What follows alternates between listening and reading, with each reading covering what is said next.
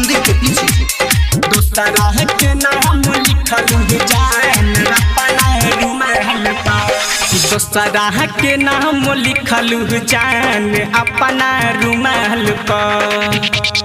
दूसरा के नाम लिखल जान अपना रुमाल पर। दूसरा के नाम लिखल जान अपना रुमाल पर।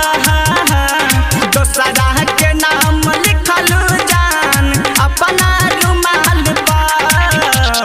कैसे भूला तू गइलू फूल गइलू फूल। कैसे भूला तू गइलू फूल गइलू फूल। कैसे भूला तू गइलू फूल खोसनी जे बाल पर। दूसरा के नाम लिखल जान अपना रुमाल पर। बिट्टू डीजे मलाही बाजार मंदिर के पीछे म्यूजिक बाय मुन्ना राज। दिल के बढ़े बेचैनी ना होला आराम हो। रोते बीतेला दिनवा हर रोते में शाम हो। रोते में शाम हो। दिल के बढ़े बेचैनी ना होला आराम हो। रोते बीतेला दिनवा रोते में शाम हो। पागल कहे जमाना हमके ऐसन हाल पर। दूसरा के नाम लिखल जान अपना रुमाल पर। बिट्टू डीजे मलाही बाजार मंदिर के पीछे दूसरा के नाम लिखल जान अपना रुमाल पर। बिट्टू डीजे मलाही बाजार मंदिर के पीछे घुट घुट के हम जी हानिक नाही लागे खाना हो। हमके बतवरानी नहीं कर तू बहाना हो। कर तू बहाना हो।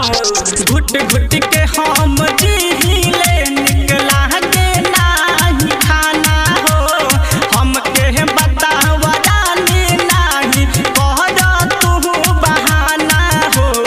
के कर निशानी दिहल है तोहरा गाल पर। दूसरा के नाम लिखल जान अपना रुमाल पर।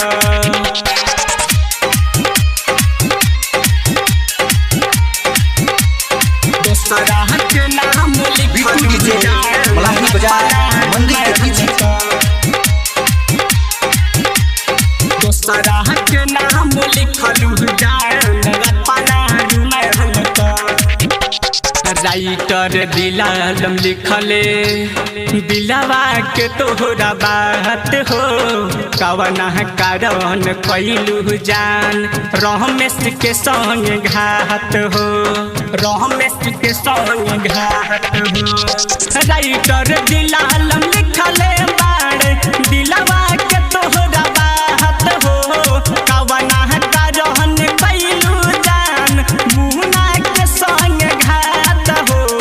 राम कुमार कहे से नूर करी सिंगार पर। दूसरा के नाम लिखल जान अपना रुमाल पर। दूसरा के नाम लिखल जान अपना रुमाल पर। दूसरा के नाम लिखल जान अपना रुमाल पर।